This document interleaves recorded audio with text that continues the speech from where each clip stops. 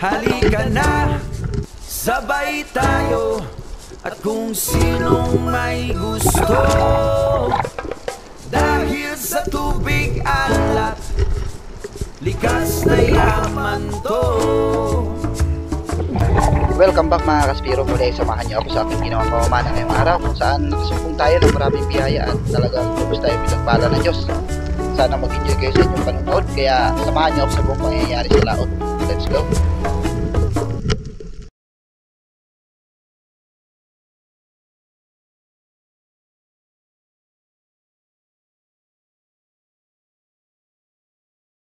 Samahan niyo ako muli sa ating gagawin pamamana ngayong araw. Solo dive lang tayo. Mayroon tayong kasama si Project sa spot na tinatawag naming Nuibi, kung saan tayo nakakahuli ng mga kingmak. Doon kayo magkikita. Bali, mayroon din tayong kasama ngayon magsisid, pero magkaiba kaming bangka at magkaibang lugar. Nasa mainland siya, ako nandito sa island. Okay na, makapagsali na rin tayo ng gasolina. Sana makapuli tayo ng marami, makauwi tayo ng ligtas at makaulam tayo ng masarap. Let's go!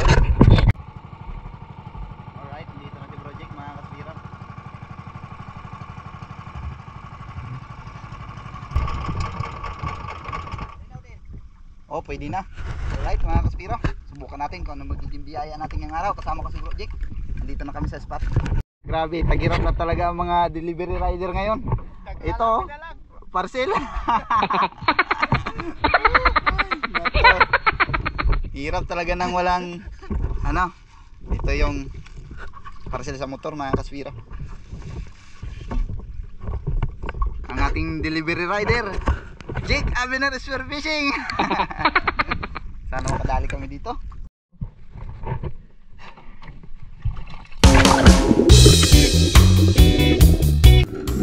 Matapos ang paghahanda ay agad kami lumusong sa ilalim ng karagatan. At etong mga Kaspiro, napakaraming bait. Matagal din tayo naghintay hanggang sa mayroon tayong nakitang kingmak. Hindi pa man gaanong kalakihan, pero naisip kong masarap na ito pinilaw.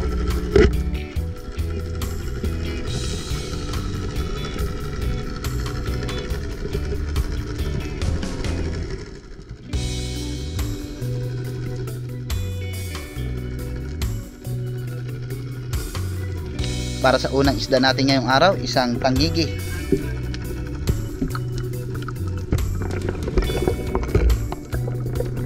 Hindi man gaanong malinaw ang visibility ay pinagtyagaan na namin dahil wala kami ibang bahura na pwedeng puntahan.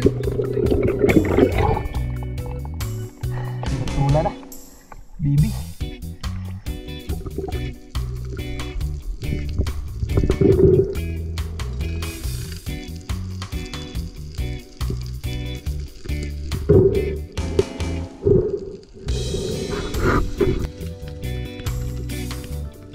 Matapos nating mahuli yung BB Kingmak ay agad akong nagsagawa ng pagsisid. Pasisid pa lang ako nung marinig kong may malakas na kalabog, kaya sinubukan kong hanapin kung anong klaseng isda yung lumikha ng napakalakas na tunog. Kaya sinubukan ko ring mag-ambush at mag-abang sa ilalim sakaling makikita ba natin. Pansin ko rin talaga na yung mga bait ay hindi mapakali. Hanggang sa mamaya-maya pa ng kunti ay nakita ko ng malaking kingmak dito sa aking bandang unahan.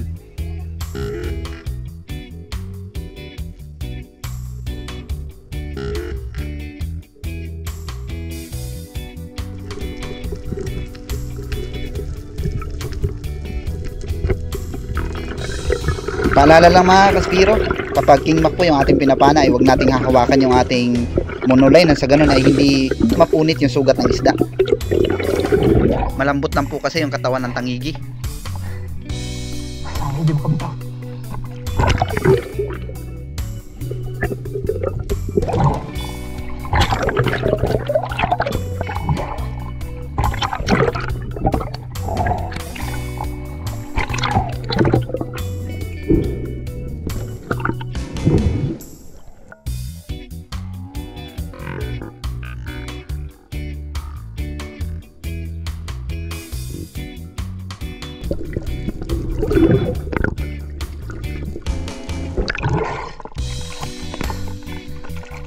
Bro, dali ya bro.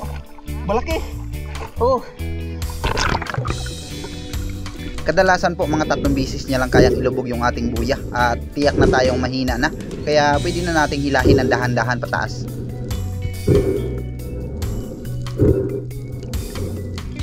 Pero habang papalapit sa atin yung isda ay napansin kong yung ating flapper na lang yung nakakagat sa kanyang balat, kaya nag-isip ako na humingi ng second shot kay Bro Jake.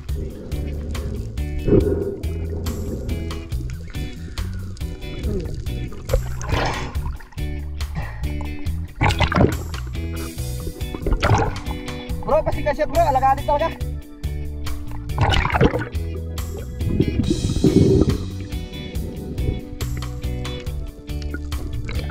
Isa rin ito sa mga advantage kapag mayroon tayong kasama na parehong naninisid. Sa mga ganitong pagkakataon ay pwede nating hingian ng second shot.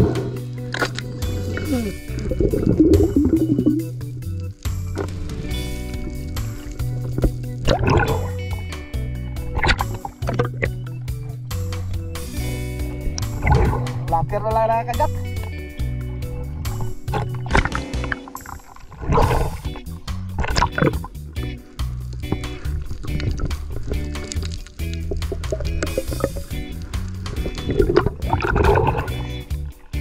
Panalo.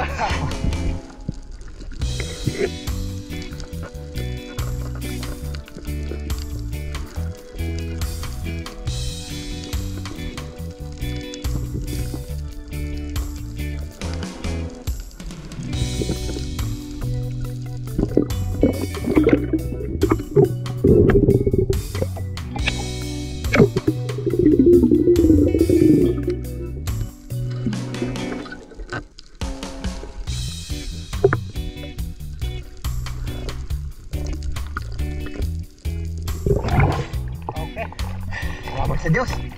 Gising. Nangyari.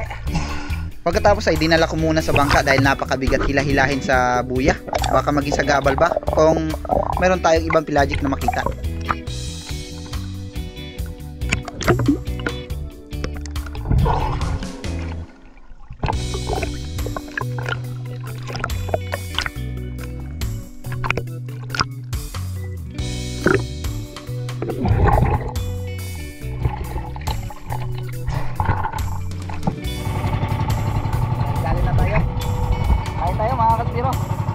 Ulam ay prito na tangigi yung kahapon. Ayan. Oh. Ayos ito. Ay tayo. Project yun.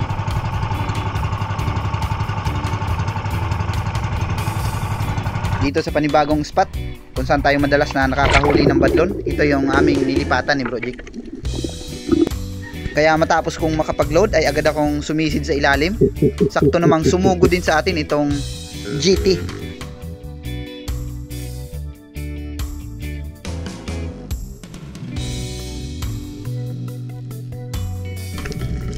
Napakaganda ng ating patama kaya hindi na siya nakapanlaban pa. Spine shot pero kaya niya pa rin kumilos. Hindi na nga lang ganong kalaksasan.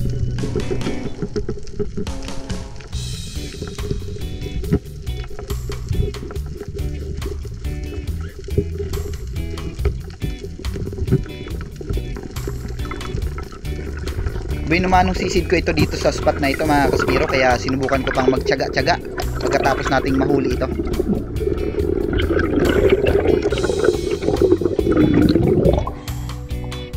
Thank you Lord.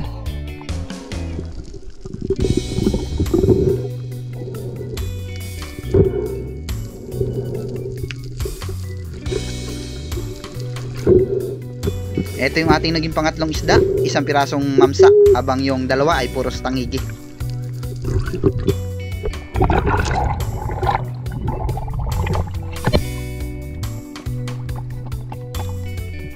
Salamat sa Diyos.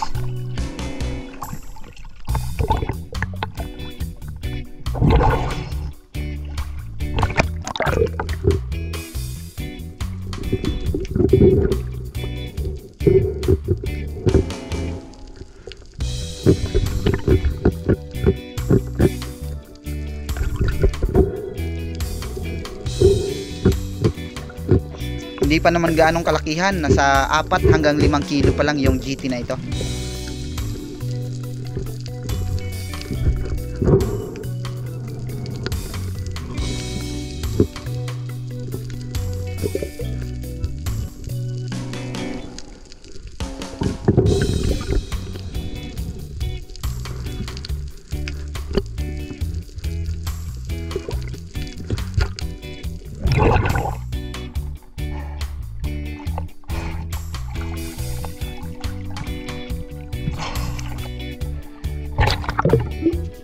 Bagamat medyo may kalabuan yung dagat, ay talagang kinakaawaan na lang tayo ng Panginoon.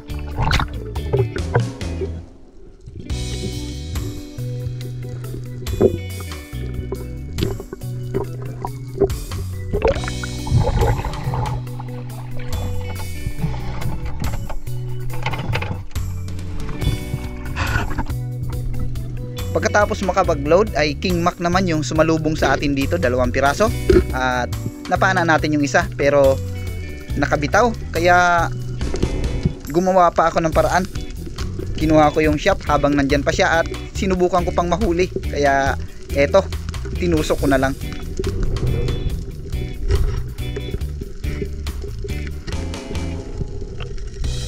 Mabuti na lang medyo critical yung kanyang unang tama, kaya hindi na kaagad nakalayo pa.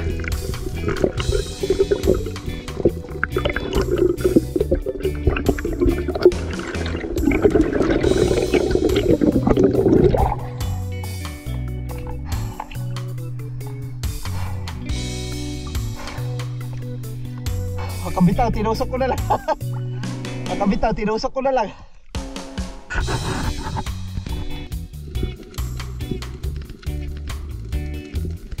Matapos kong maituhog sa aking buya yung King Mac, dahil hindi naman ganong kalakihan, hindi magiging sagabal sa ating buya, eto, gumawa tayo ng pag-ambush dito sa malaking bato.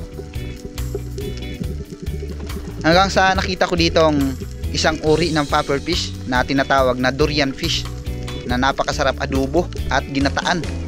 Nakakain po yan yung uri ng butete na yan.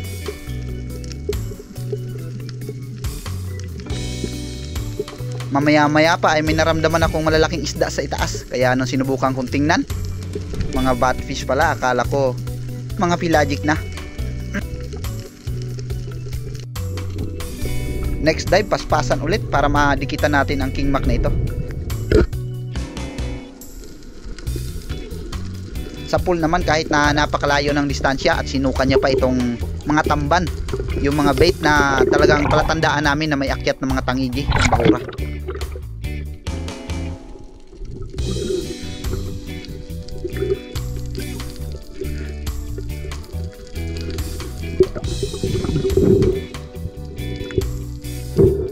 Hindi ko lang pinersa dahil sa tiyan tumagos yung ating shop. Baka kasi makabitaw ay sayang pa. Ito yung ating naging pang-apat na King Mac para sa araw na ito, mga kaspiro.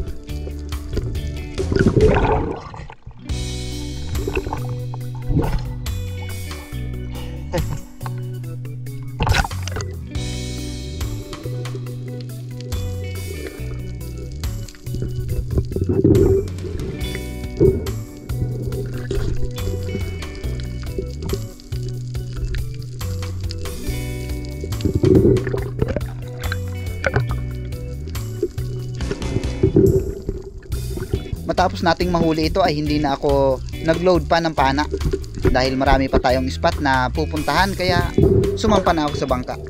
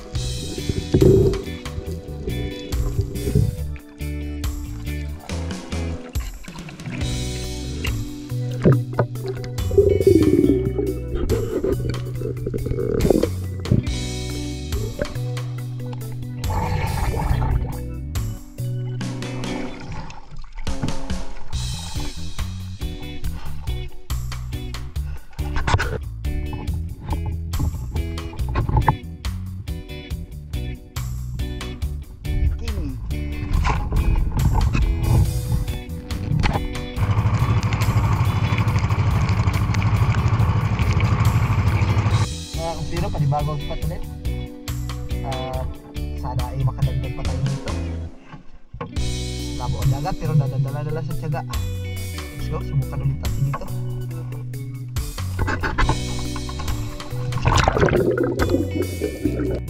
Hindi ko alam kung anong nangyayari sa isda na ito, kaya nung nilapitan ko at binuka ko yung palad ko ay agad naman siyang lumapit, kaya dinala ko siya sa ilalim para bitawan.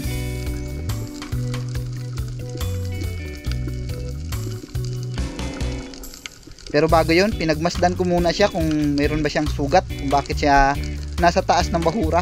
At kanina ay parang hinang-hina na, pero nung matiyak kung okay naman siya ay ibinalik ko na sa ilalim.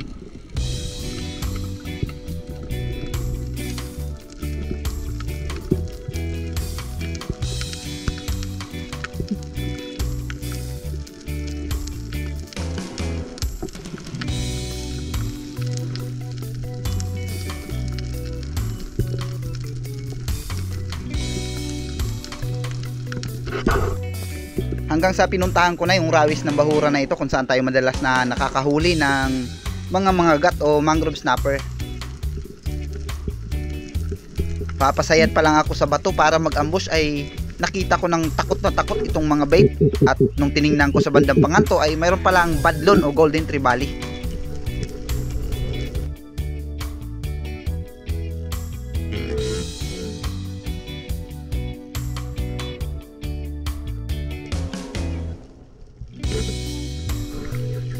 Long range na nung pinana ko, kaya nabitawan ko na ito yung barrel natin.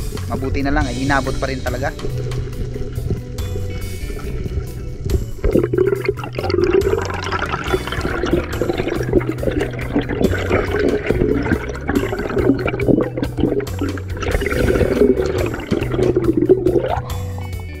Magsaraw ka nito.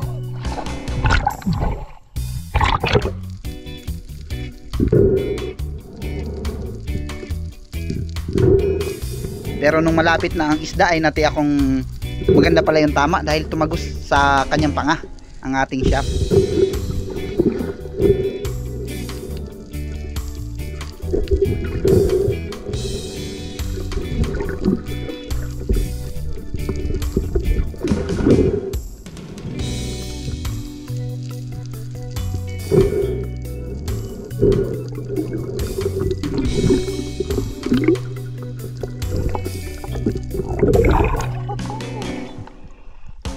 Lord,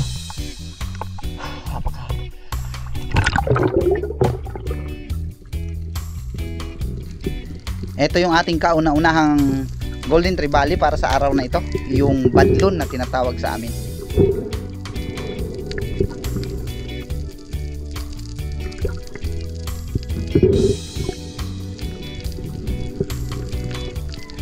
Dinala ko muna siya sa bangka para doon natin ilagay sa mga ganitong bahura, kasi sa may mga pelagic ay hindi ko talaga ugali na maglagay tayo ng isda sa ating buya.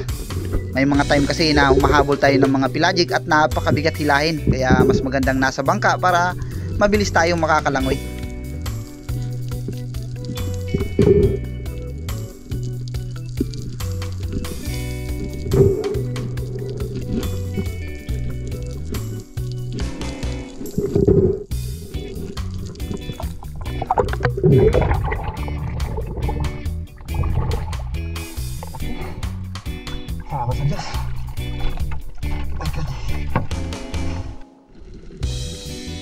Sa lugar kung saan tayo nakapana ng golden trevally ay muli akong nag-ambush at nakita kong mayroon ditong batfish na napakalaki. Hindi ko siya pinansin dahil pelagic nga yung ating tinatarget. Hanggang sa kabilang side nung matanaw kong mayroong nakahinto na malapad din, akala ko ay bayang pa rin o batfish, pero nung klinaro ko ay isang napakalaking golden trevally pala.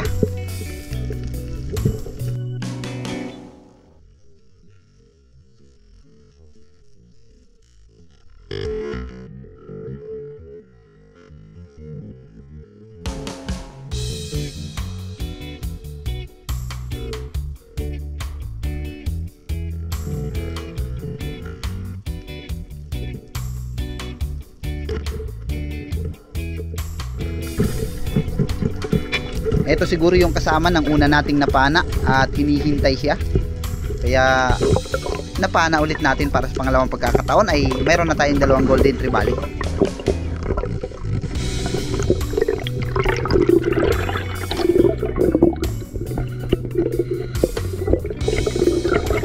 komportable naman ako na hindi makakabitaw dahil nakita kong tumagos sa monoline yung isda. Salamat sa Diyos.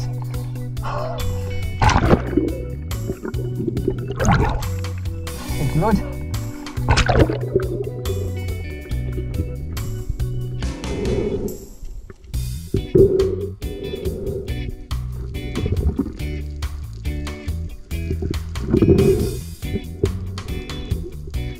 Mas malaki ito kumpara sa una nating nahuli.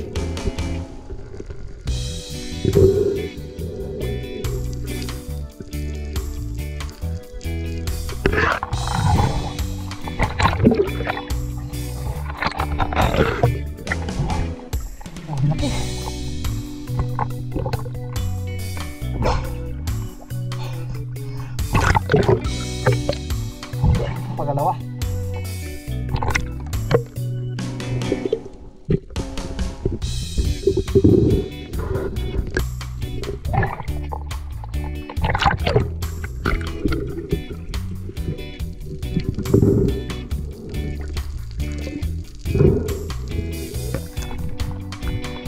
Kilo ang shop natin.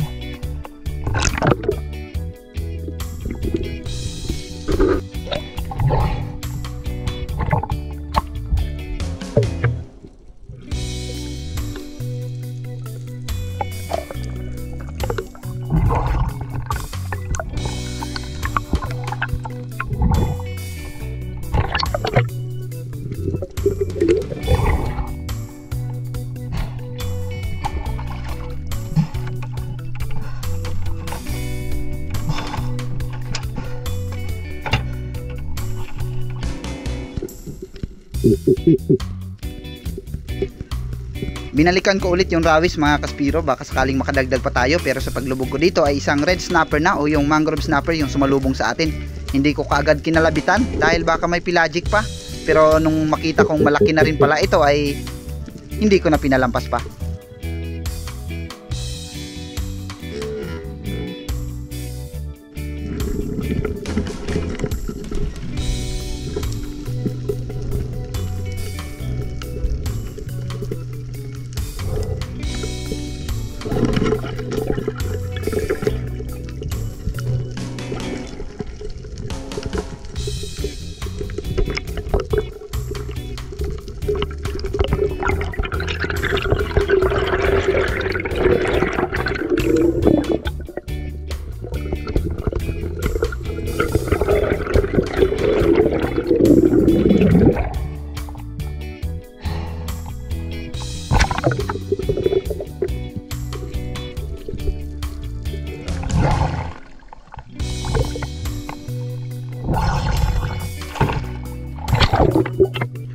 Ito yung isda na naibang kulay sa lahat nating huli mga kaspiro. Siya lang ang nag-iisa dahil yung iba ay talagang puros pelagic yung ating nahuli sa awa ng Diyos.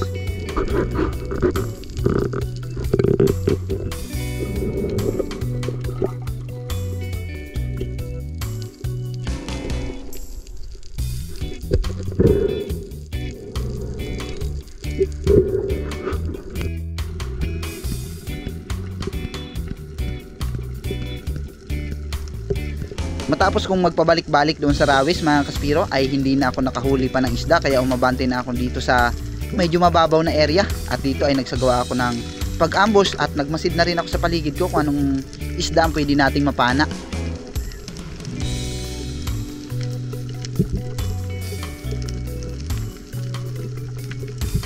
Nagpalipat-lipat ako ng pwesto sa ilalim para mag-ambush hanggang sa narating ko itong bandang dulo at meron akong nakitang 2 pirasong putian. At napakalaki na ng isa kaya hindi ko na pinalampas ito mga kaspiro. Sayang din kasi.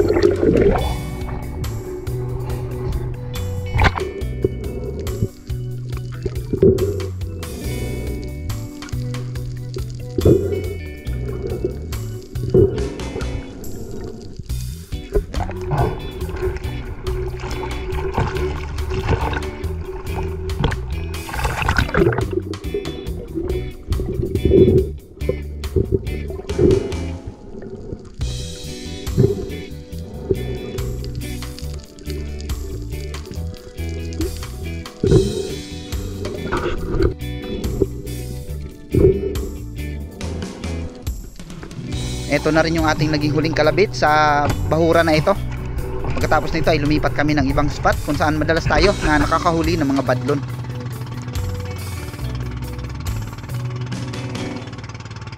Alright guys, fresh na is na Navy.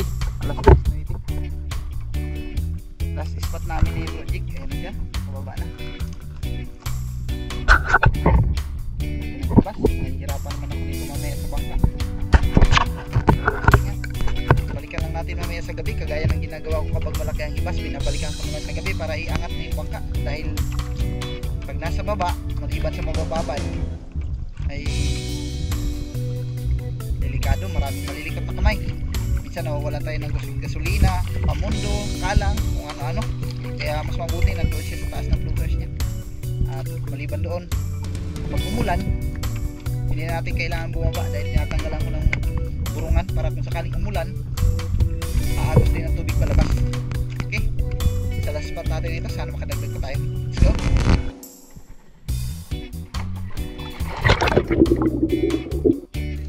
Habang nagpipripul ako mga kaspiro, ay panayan lingon ko sa aking paligid hanggang sa may napansin ako ditong kakaiba. At nung klinaro ko, puros badlon.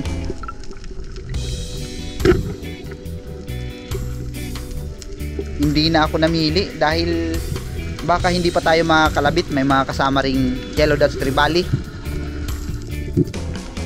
Malabo kasi kapag tumalikod na yung isda ay mahirap nang makita.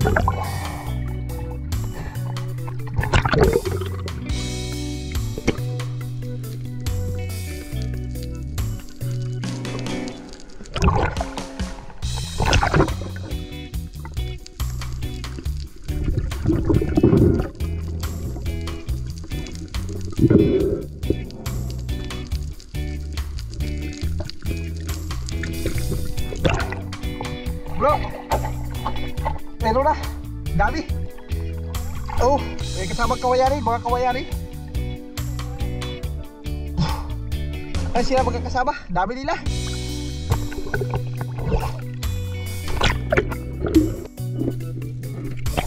Sa spot ding ito mga kaspiro, dito na nalubat yung ating camera at nabali yung ating pana. Ito yung mga sumunod na nangyari kung paano nabali yung ating pana.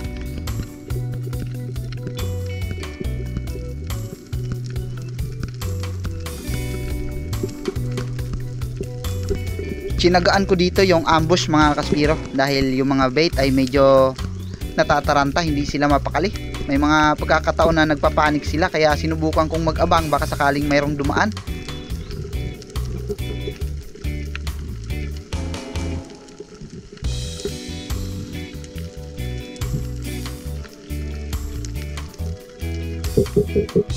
Hanggang sa mamaya-maya ng konti ay mayroon akong nakitang mga malalapad na kulay puti sa panganto, kaya nag-fish call ako baka sakaling lumapit. Hanggang sa lumapit nga at nakitaan natin ng pagkakataon para maka-double kill. Ito yung nangyari mga kaspiro.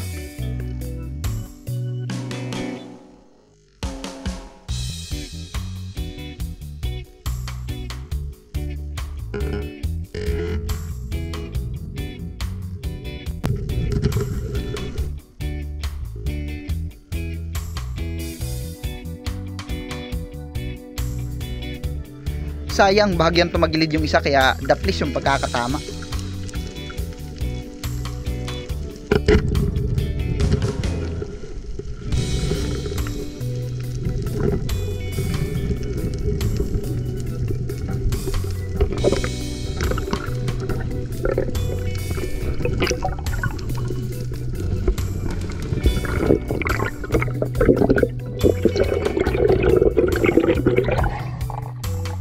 Ayan, double kill sana, bitaw isa. Double kill sana, nakabitaw isa.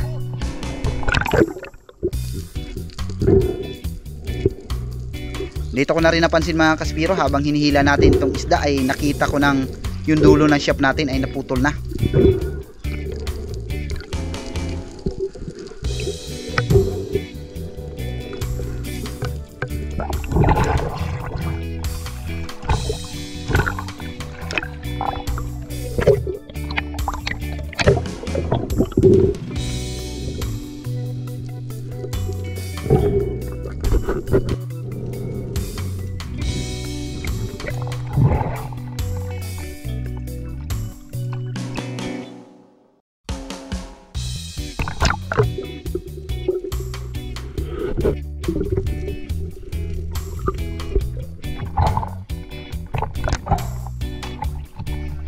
Pero dahil naiinganyo pa ako sa dami ng isda mga kaspiro, ay sinubukan ko pang mag-load ulit ng pana natin kahit na wala ng dulo. Ang plano ko lang ay palapitin ng gusto yung isda. Yung tansyahin natin natatago sa monoline para hindi makabitaw. Sa dive na rin na ito, dito na rin nalubat yung ating GoPro.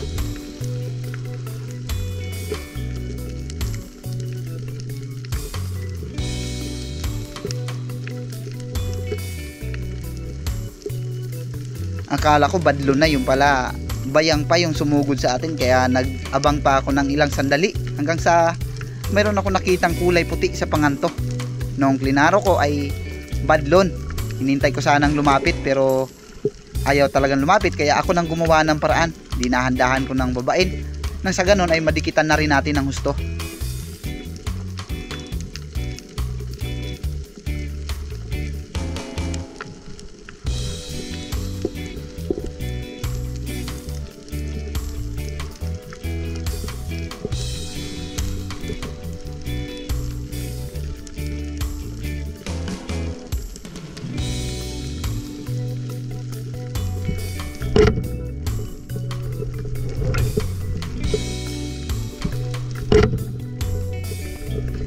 Kaya lang mga kaspiro ay hindi tumagos sa monoline, kaya gumawa ako ng paraan. Hinabol ko siya para mahawakan yung ating shaft. Nang sa ganon ay tumagos siya sa monoline at mamaya maya ng konti ay nalubat na yung ating camera. Sayang.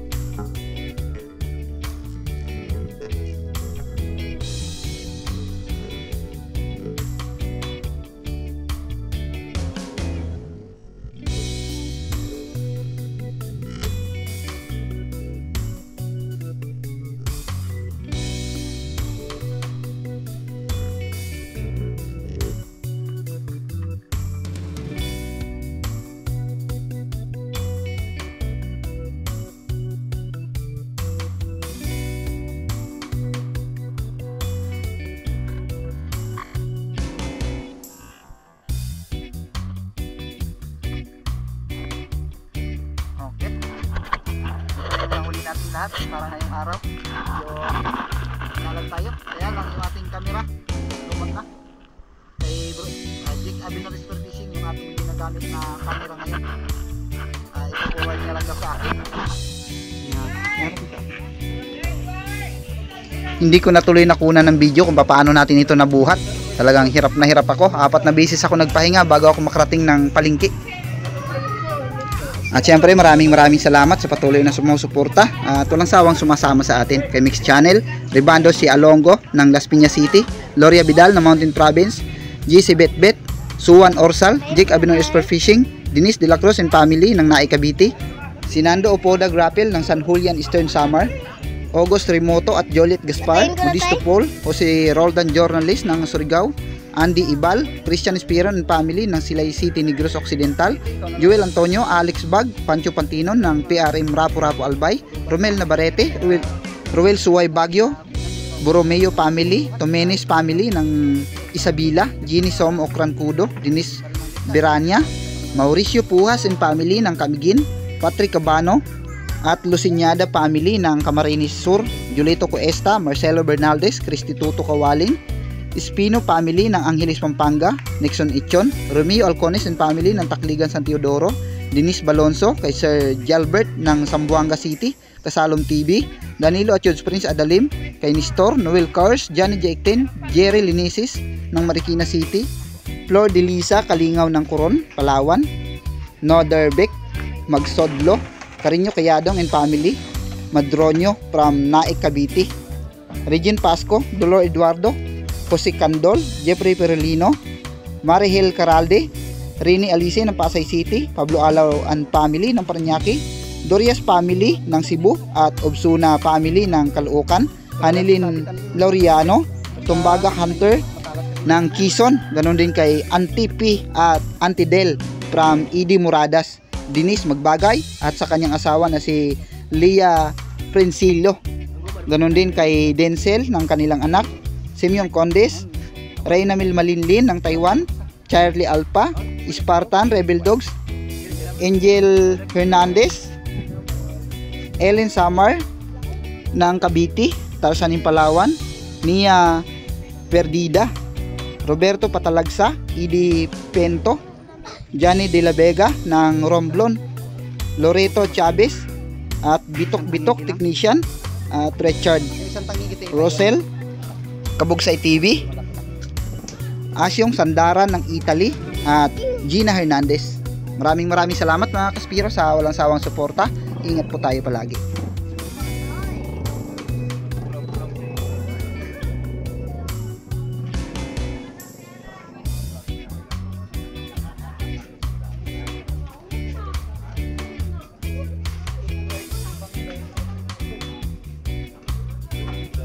Tumimbang ng 21 kilos yung ating mga putian at 150 ng kuha niyan.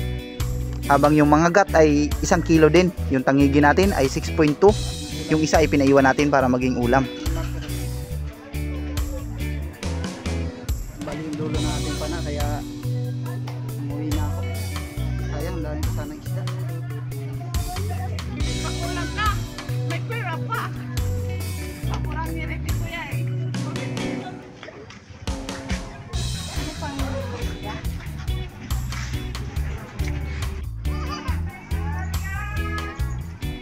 Magkano kaya lahat ang aabuti ng blessings natin ngayong araw?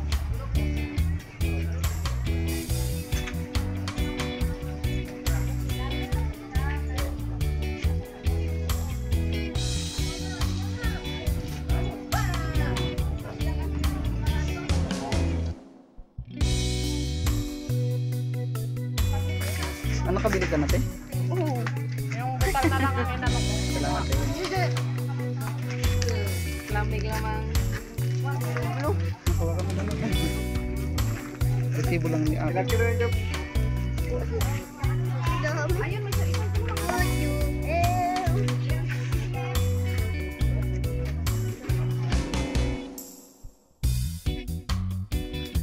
3,522 yung ating bininta, habang yon 22 ay binayad ko sa Arkabala sa palengke. Katapos nito ay hindi na ako nag-video sa bahay dahil lubat pa yung ating camera. Kaya pagpasensyahan nyo nga kung hindi na tayo nakapag-video ng ating pagluluto. Kita-kita po tayo sa sunod nating video mga Kaspiro. Ingat po tayo palagi.